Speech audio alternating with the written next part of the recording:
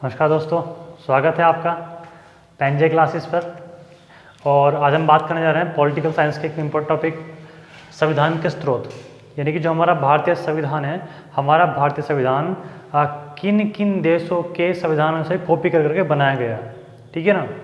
तो आज हम उन्हीं देशों के बारे में बात करेंगे कि कौन से देश से हमने कौन सी प्रक्रिया, कौन सा कॉन्सेप्ट उठाया और उसको अपने भारतीय संविधान में पेस्ट कर दिया, ठीक है ना। अब चूंकि हमारा जो देश का संविधान है वो करीबन हमारे 10 देश जो हैं, 10 देशों के से जो भी चीज़ हमें अच्छी लगी वहाँ से उठाई और अपने संविधान में फिट कर दी अकॉर्डिंग टू भारतीय व्यवस्था के हिसाब से। यानी कि उसमें थोड़ा बहुत बदलाव कर करके हमारे भारत के हिसाब से उसको फिट कर दिया भारतीय संविधान में। ओके, अब जो ये चीज़ें हैं यहाँ से आपको लिखा हुआ है, अगर आपने एग्जाम दिए होंगे तो आपको पता होगा कि ऐसे डायरेक्टली क्वेश्चन पूछता है। डायरेक्टली क्वेश्चन कैसे पूछता है कि भारत में जो निर्वाचन आयोग है, निर्वाचन आयोग भारत ने किस देश के संविधान से लिया है। तो आपको अगर ये पता होगा कि ये कहाँ से लिया, ब्रिटेन से लिया, तो यहाँ से आपको 1 नंबर, अगर आप यहाँ से ऑप्शनल जाएंगे तो यहाँ से आपका 1 नंबर यहाँ से पक्का हो जाता है 100% तरीके से। तो जो भी मैंने यहाँ पे चीज़ें लिखी हुई हैं इन सब का आपका डिटेल तो मिलेगी आपको नेक्स्ट वीडियोज़ में।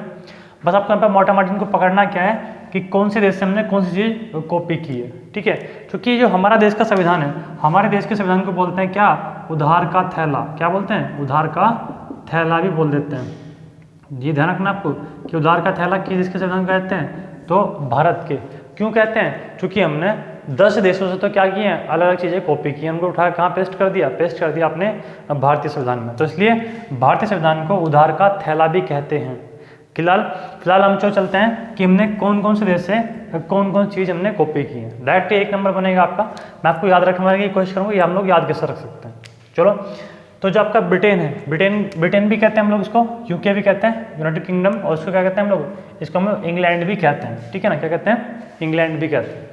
क्योंकि आपसे 2-4 तरीके से ऐसे क्वेश्चन घुमा फिरा के पूछता है। तो देखो यहाँ से क्या लिया हमने, संसदीय प्रणाली, विधि का शासन, एकल नागरिकता, द्विसदनात्मक विधायिका एंड आपका निर्वाचन आयोग। देखो दोस्तों, इसके अलावा मे भी आपका 1-2 और हो सकते हैं, लेकिन मोस्ट इंपॉर्टेंट आपके ये हैं जो मैंने आपको यहाँ पर लिखे हुए हैं। तो देखो, ब्रिटेन से हमने क्या लिया, संसदीय प्रणाली। जो हमारे भारत में जो संसदीय व्यवस्था है, संसद मतलब राज्यसभा, लोकसभा और राष्ट्रपति, ये तीनों का जो कॉन्सेप्ट बना रखा है, इस कॉन्सेप्ट को लोग क्या बोलते हैं, संसदीय प्रणाली। ये हमने ब्रिटेन से कॉपी किया।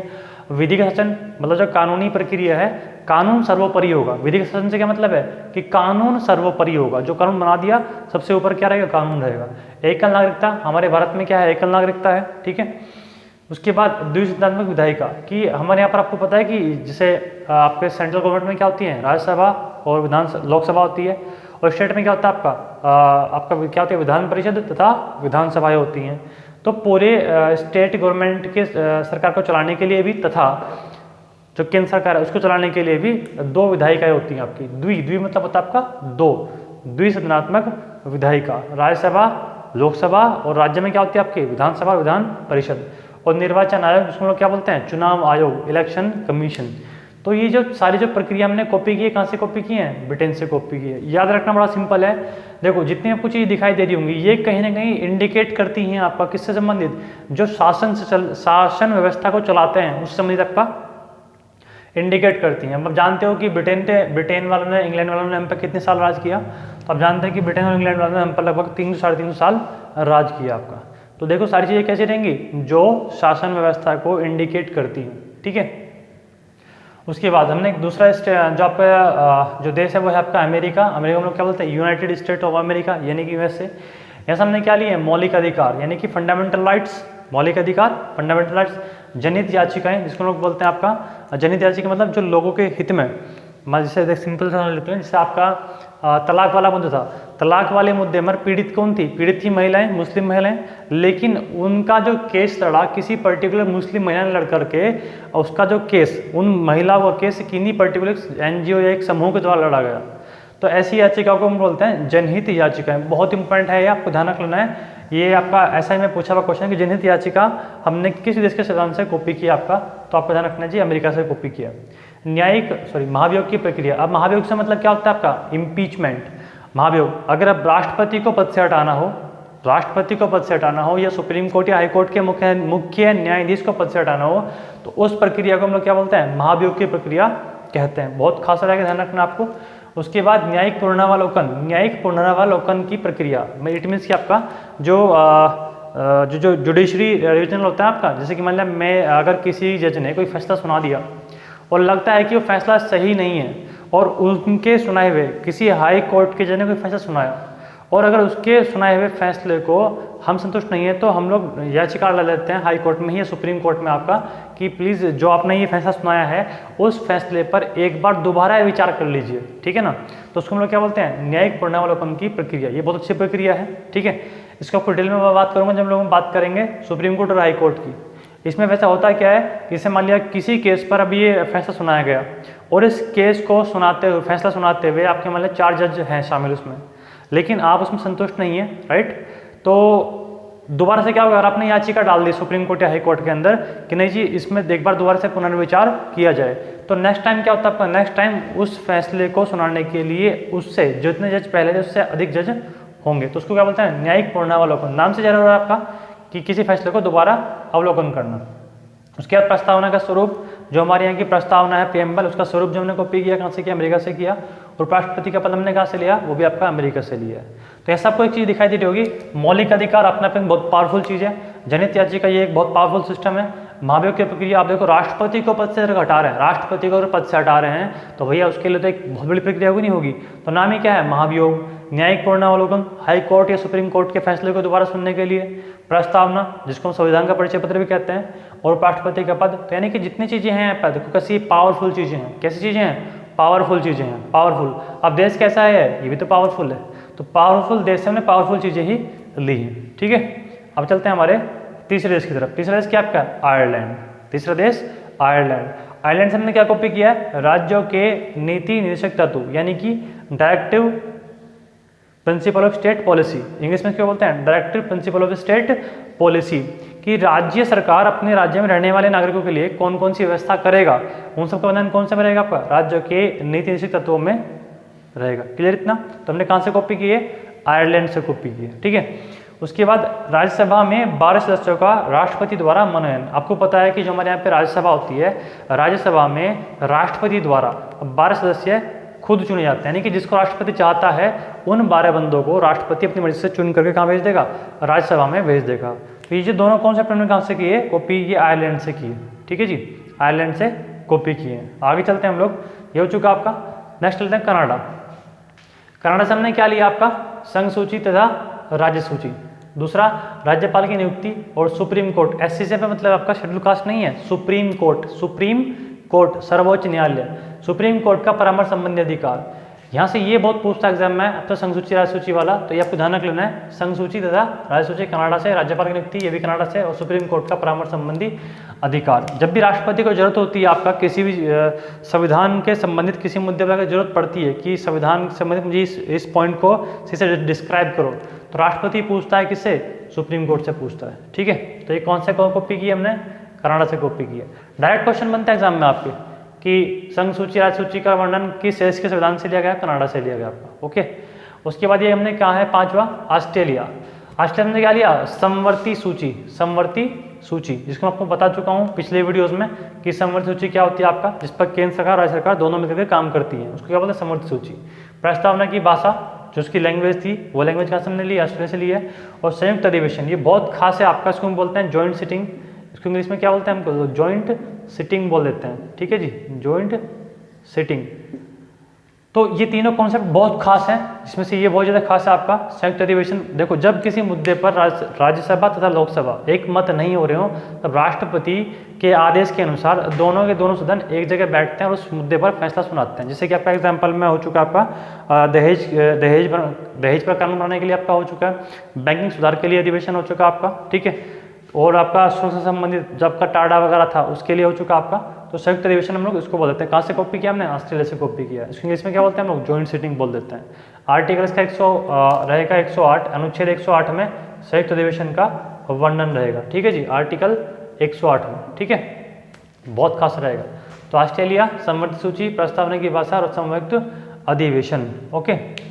अभी क्या आपका जर्मनी, जर्मनी से क्या कॉपी किया है, पहली बात आपको इसमें पॉइंट रहेगा, जर्मनी के संविधान को वाइमर का संविधान भी कहते हैं, जर्मनी के संविधान को वाइमर का संविधान भी कहते हैं।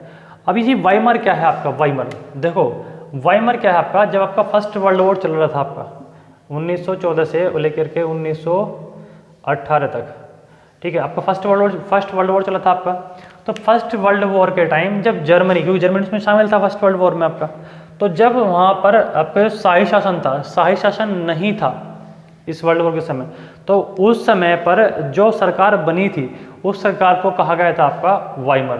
तो हमने जर्मनी के संविधान को वाइमर का संविधान भी कहते हैं। एग्जाम में आ चुका है कि वाइमर का संविधान किस देश के संविधान को कहा जाता है आपका, तो जर्मनी का। वाइमर मतलब क्या है कि फर्स्ट वर्ल्ड वॉर के समय जो वहाँ की सरकार चुनी गई थी, सरकार बनी थी, उस सरकार को नाम दिया गया था आपका वाइमर। ओके ना, तो इसको कहते हैं वाइमर का संविधान। अब यहाँ से दूसरी चीज कॉपी आ गई अभी आपकी मेन, सॉरी पहली वही तो कॉपी नहीं की, ये तो मतलब वहाँ के संविधान को बोलते हैं। यहाँ से कॉपी क्या किया आपका, केवल एक चीज कॉपी की है, आपातकालीन उपबंध। मतलब जब हमारे भारत में आपातकाल लग जाए, चाहे वो आपका राष्ट्रीय आपातकाल हो, समझिए, चाहे वो राज्य आपातकाल हो, चाहे आपका वित्तीय आपातकाल हो, तो उन आपातकाल के टाइम पर भारत में कैसे कैसे पूरी व्यवस्था चलाई जाएगी, उस सबका वर्णन कहाँ पर रखा है आपका, जर्मनी के संविधान से कॉपी कर रखा है। इसको बोलते हैं आपातकालीन उपबंध। ठीक है जी, जिसे आप जानते हैं कि अगर आपातकाल लग जाता है, कोई दूसरा देश हम पर आक्रमण कर दे, तो उस अवस्था को में कैसे कैसे इसको हैंडओवर करेंगे हमारे भारत के जो नेता है, सारे सारे जो पावर है इसके हाथ में चली जाती है, आपातकाल में राष्ट्रपति के हाथ में चली जाती है। ठीक है, यहाँ से आपको एक चीज़ ध्यान रख लेनी है, वो ये कि यहाँ से पूछ लेता है एग्जाम आपका कि मौलिक अधिकारों का निलंबन, मौलिक अधिकारों का निलंबन बोलते हैं हम लोग रेस्ट्रिक्शन। ठीक है जी, तो आपातकालीन उपबंधों में मौलिक अधिकारों का निलंबन किस देश के संविधान से वर्णित है आपका, जर्मनी में। क्योंकि आपको पता है कि जब भी राष्ट्रीय आपातकाल लगता है तो उसमें जो हमारे मौलिक अधिकार होते हैं, समझिए ना, वो प्रतिबंधित हो जाते हैं। ठीक है, छोड़ के अनुच्छेद 20 और 21 को। तो ये सब व्यवस्था हमने कहाँ से कॉपी की है, जर्मनी से कॉपी की है। ठीक है जी, सिंपल याद रखने का तरीका रहेगा। देखिए जर्मनी में क्या आ रहा है आपका, जर्मनी में आपका आ रहा है मनी, जर्मनी में क्या आ रहा है आपका मनी, जर्मनी मनी आ रहा है। अब देखो जब किसी के पास मनी नहीं हो, जब किसी के पास मनी मतलब पैसा नहीं हो, तो उस बंदे के तो ऊपर तो क्या बेचारे के आफत ही आ जाती है, क्या आती है, आफत ही आ जाती है, आपातकालीन की व्यवस्था ही बन जाती है। तो जर्मनी के संविधान से हमने क्या कॉपी किया, आपातकालीन उपबंध कॉपी किए हैं। ओके दोस्तों, चलिए आगे चलते हैं। जो 7वां देश है आपका, उसको क्या बोलते हैं, पूर्व सोवियत संघ, या इसको बोलते हैं हम लोग रूस, पूर्व सोवियत संघ या फिर रूस। क्योंकि देखो रूस तो उसको अब बोलने लगे, पहले क्या था आपका, ये एक संघ था 3-4 देशों का, उसको बोलते हैं हम लोग पूर्व सोवियत संघ। ठीक है, जैसे किर्गिस्तान, तजाकिस्तान, कजाकिस्तान, ये क्या हुए, ये आपका इसी सोवियत संघ में से ही कटे हैं आपके। जबकि अभी क्या है, रूस अलग हो चुका है, 4 देश आपके अलग हो चुके हैं। ठीक है, तो अब यहाँ से हमने क्या कॉपी किया है, वो आपसे पूर्व सोवियत संघ पूछे या फिर पूछे रूस, तो यहाँ से हमने कॉपी की है मौलिक कर्तव्य। और दूसरी चीज क्या कॉपी की है, पंचवर्षीय योजनाएं, पंचवर्षीय योजनाएं। ठीक है, तो मौलिक कर्तव्य तथा पंचवर्षीय योजनाएं हम लोग रूस से लेकर याद रखोगे। देखो याद रखना बड़ा सिंपल है इसका, सोच के देखो देश कौन सा है, रूस। जब देखो यहाँ से कॉन्सेप्ट थोड़ा टेक्निक बनाते हैं, टेक्निक और ट्रिक्स। जब आपके घर में कोई बच्चा होता है, अगर कोई बच्चा रूस जाए, रूस मतलब रूठ जाए या रूस जाए, तो आप क्या करते हो, आप कुछ ना कुछ करते हो, तिकड़मबाजी लगाते हो, कोई ना कोई योजना निकालते हो। क्या करते हो, कोई ना कोई योजना निकालते हो कि उसको चुप करा जाए। और आपका कर्तव्य भी होता है, आपका कर्तव्य भी होता है कि रोते हुए बच्चे को चुप कराना।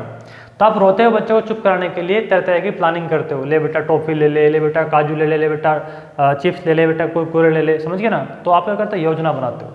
तो जब आपका बच्चा रूस जाए तो आपका कर्तव्य बनता है, समझ गए ना, उसको चुप कराना। अब उसके लिए आपको चाहे कुछ भी योजना बनानी पड़े, यानी कि पंचवर्षीय योजना बनानी पड़े।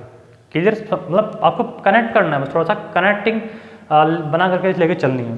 तो रूस ने क्या कॉपी किया, जब बच्चा रूस जाए तो हमारा कर्तव्य बनता है उसको चुप करना, चाहे उसके लिए हमें कैसी भी योजना बनानी पड़े। यानी कि पंचवर्षीय योजनाएं तथा मौलिक कर्तव्य कहाँ से लिए, रूस से लिए है, बच्चा ना रूस जाए। ओके, चलिए आगे चलते हैं हम लोग। 8वां देश कौन सा आपका, फ्रांस। फ्रांस से क्या लिया हमने, गणतंत्रात्मक व्यवस्था। मतलब गणतंत्र व्यवस्था मतलब क्या होता है आपका, कि किसी भी देश का जो राष्ट्र प्रमुख होता है, जो सबसे टॉप की रैंक होती है, हमारे पर राष्ट्रपति है, सबसे बड़ा कौन, राष्ट्रपति होता है आपका, महामहिम राष्ट्रपति, महामहिम यूँ तो बोलते हैं, जो कि सबसे बड़ा पद है आपका।